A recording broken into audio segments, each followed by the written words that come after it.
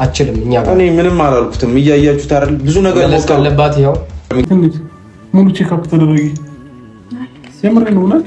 በመጨረሻም እንግዲህ አብርሃም ሄርሜላ የታገተችበት ቦታን ማወቁና ቦታው ድረስ ፖሊስ ይዞ መሄዱን ሰምቻለሁ ማለት ነው። ረጅም ጊዜ በነገራችን ላይ ቪዲዮዎችን እየተከታተልኩኝ ነው። መጥቼ እንደዚህ መረጃዎችን ለእናንተ ማድረስ ባልችልም የተፈጠሩ ያሉ ነገሮች በደንብ እየተመለከትኩኝ ነው እና ዛሬ ላይ አብርሃም ሄርሜላ ያለችበትን ቦታ አረጋግጦ ቦታው ድረስ ፖሊስ ይዞ ሄዷል ማለት ነው።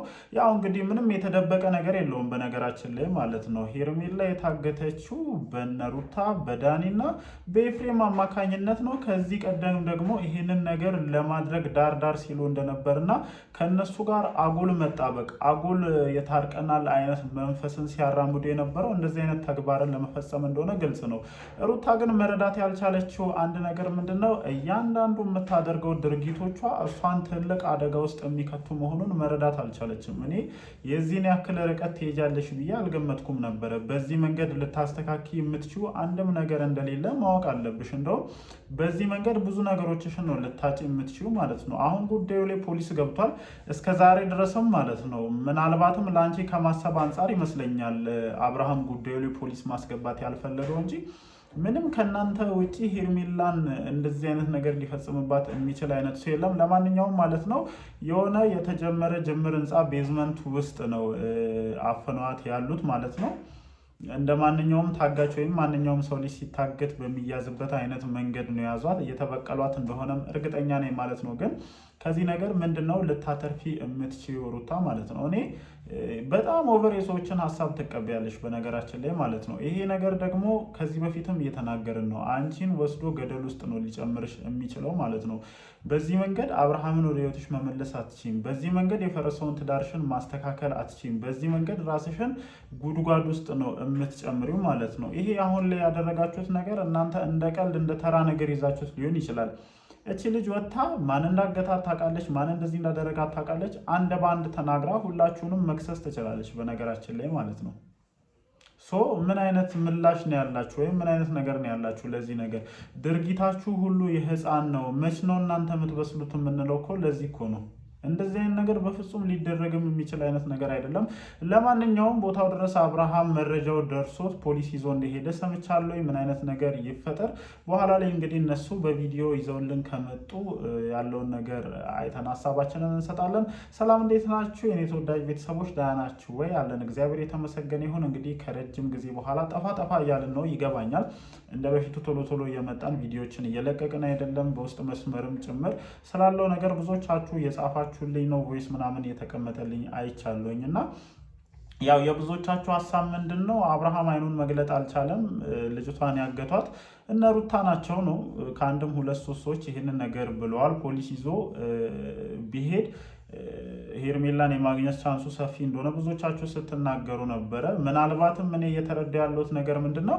እዚህ ጉዳይ ውስጥ አብርሃም ፖሊስ ቢያስገባ ሩታ ተጠያቂ ትሆናለች። ሩታ ተጠያቂ ሆና ጉዳዩ ወደ ህግ የሚሄድ ከሆነ ደግሞ ልዑሌ ላይ የሚደርሱ ብዙ ነገሮች ስላሉ ይመስለኛል። ለዛም ነው ነገሮችን ከህግ አንጻር መመልከት ያልፈለገው አብርሃም እንጂ ብዙዎቻችሁ ለምንድነው አብርሃም ፖሊስ ይዞ የማይሄደው ለምንድነው እንደዚህ የማይሆነው ምናምን እያላችሁ ለእኔም ጭምር በውስጥ መስመር እየጠየቃችሁኝ እንደሆነ ሰምቼ አይቻለሁኝ እና ያው ጉዳዩ ላይ ህግ ካስገባ እንደዚህ አይነት ነገሮች ስለሚፈጠሩ ነው። ሩታ በጣም ማለት ነው ይሆናል አይደለ ከራሷ ጋር እንዳልሆነች የሚያሳይ ስራ ነው እየሰራች ያለችው። ከራሷ ጋር ብትሆንማ ኖሮ እሷን የሚያስጠይቃት ይሄ ወንጀል እኮ ነው። እናንተ እንደ ዕቃቃ ጨዋታ ነው የምታዩት ህይወትን። እኔ በቃ ምንም እየተረዳው ያለሁት የእናንተ ትዳር የእናንተ ህይወት እንደ ዕቃቃ ጨዋታ መሆኑን ነው እየተረዳው ያለሁት። ከዚህ በፊትም እኮ እናገረዋለሁ። ማንም ሰው ይዋደዳል፣ ይፋቀራል፣ ትዳር ይመሰርታል። ካልተግባባ ደግሞ ይለያያል። ምንም ይሄ እኮ ጥናት ተደርጎበት ምናምን እኮ አዲስ አበባ ውስጥ እኮ ከሚጋባው ሰው ይልቅ የፍቺው ቁጥር እንደሚበልጥ እኮ የታወቀ ነው። ምንድን ነው የእናንተን መለየት የዚህን ያክል ቢግ ዲል አድርጎ ማለት ነው ከዚህ ጫፍ እዛ ጫፍ ድንጋይ የተወራወራችሁ የህፃን ስራ እየሰራችሁ እስከ መች ነው መቀጠል የምትፈልጉት? አንተስ ብትሆን ማለት ነው አንተስ ብትሆን በቃ ይሄኛው ትዳሬ አይመቸኝም ብለህ ስላሰብክ ወይም የጎደለብኝ ነገር አለ ብለህ ስላሰብክ መሰለኝ አይደለ ሌላ ህይወት ሄደ የጀመርከው። ህይወትን ማስከበር የማትችል ከሆነ ልጅቷን ፕሮቴክት ማድረግ የማትችል ከሆነ ምንም የተለየ ነገር የለውም። ከዚህ ትዳር ውስጥ ወጥተህ እዛኛው ትዳር ውስጥ መግባት ማፊ ፋይዳ እንደሆነ ነው መረዳት ያለብህ። እስከ መች ነው በእንደዚህ አይነት የልጅ ስራ እየሰራችሁ መቀጠል የምትፈልጉት ማለት ነው? ከዛ ይባስ ብሎ ደግሞ ማለት ነው በእናንተ ዙሪያ ያሉ ሰዎች አንድ እንኳን ማለት ነው ነገሮችን የማስተካከል አቅምም ብቃትም ያለው ሰው የለም። እውነቴን ነው። እኔ ከትልቅ እስከ ትንሽ ታዘብናቸው፣ አየናቸው።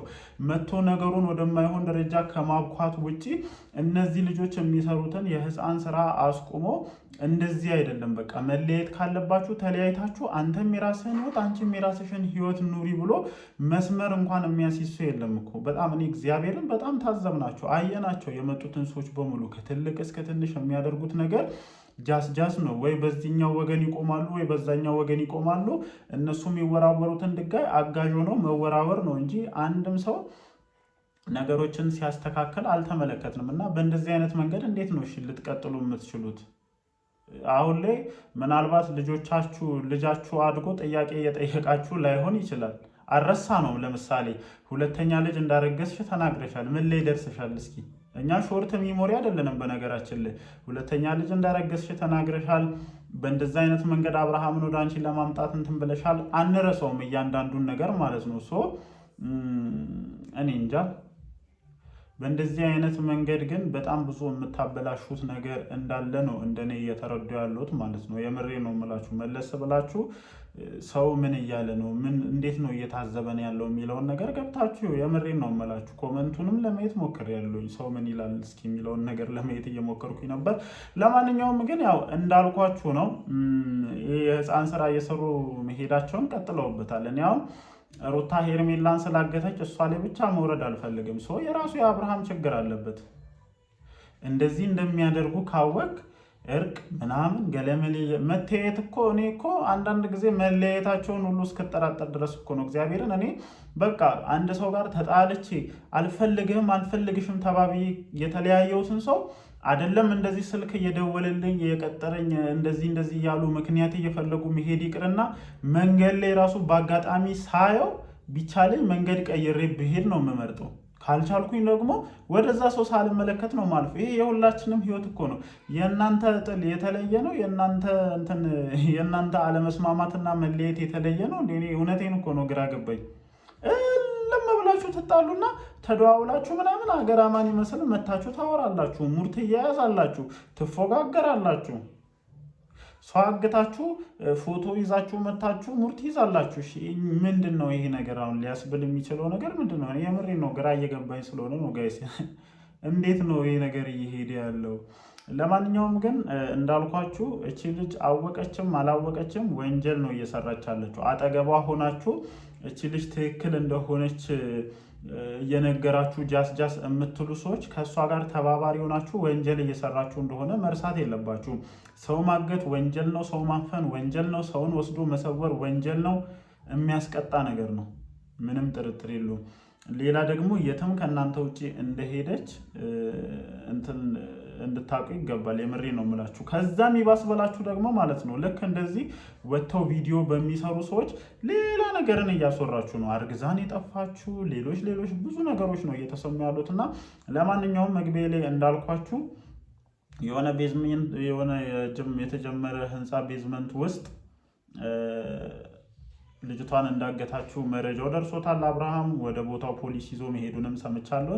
ምን አይነት ነገሮች እንደተፈጠሩ ደግሞ እንዳልኳችሁ ምሽት ላይ ቪዲዮዎች ሲለቀቁ አብረን የምናየው ይሆናል ማለት ነው። እናንተስ በዚህ ዙሪያ ላይ ምን ሀሳብ አላችሁ? እንደተለመደው ሀሳባችሁን ኮመንት ሴክሽናችን ላይ ማስፈራችሁን አትርሱ። እወዳችኋለሁ። ምሽት በሚለቀቀው ቪዲዮ ዙሪያ እንደተለመደው ሀሳባችንን እንሰጣለን። ይመቻችሁ።